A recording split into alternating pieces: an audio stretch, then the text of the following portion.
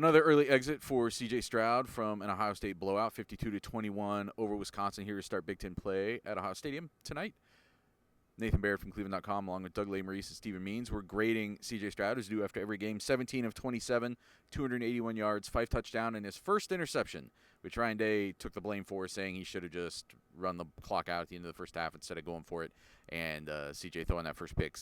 Stephen, you said wrote after the game, that C.J. Stroud is still the clear Heisman Trophy frontrunner.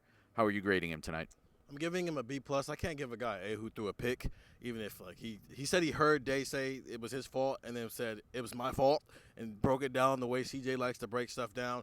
I thought this game was interesting because it wasn't the most precise version of CJ Stroud we've seen, where he was just making efficient throw after efficient throw after efficient throw. It was more like what we would see from Justin Fields, where it's like every so often he would just have an explosive touchdown pass.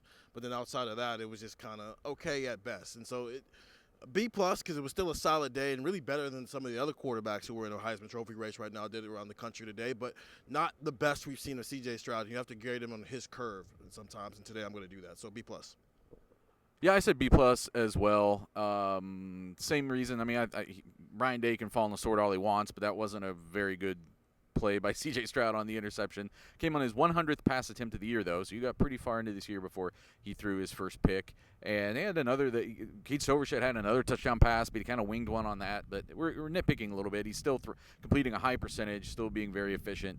And he's, this game, again, when you compare him to what the other supposedly good Big Ten teams are putting on the field at quarterback, there's no comparison. So even on a night where he doesn't have it all, he blows someone like Graham Mertz off the field. Doug, your grade for C.J. Stroud?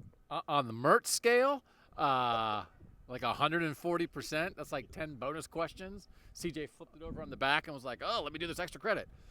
On the Mertz scale, it's like you hand in this on the first day of class on like third grade, and they're like, here's your high school diploma. Yeah, he got his master's, in ninth grade on the Mertz scale. I'll give him an A-. I was saying to Steven during the game, there are games where you watch CJ and he doesn't miss. And he missed maybe 3 tonight. As you said, the Stover TD, the pick, had another one, maybe threw behind somebody. But I do think his presence and the way they spread Wisconsin out, and there's such a threat in the passing game, I thought opened up everything in the run game. And so then they ran for 250, throw for 250. And I thought early it was classic CJ, most of the first half, 31-7 lead, touchdown drives, the first 4 possessions.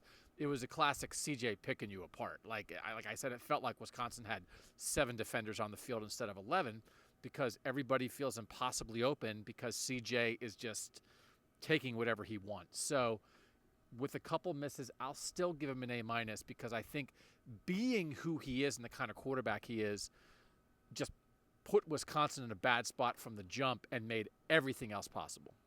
I was saying on the pod recently, I think, that it felt like Ohio State was doing less of those long handoffs, as they call them, those horizontal wide receiver screens and stuff like that. They just backed away a little bit from how much they emphasized them. But they used them a lot tonight, and that was what kind of attacking the soft underbelly tonight with those things, and that set up everything else you saw from this offense.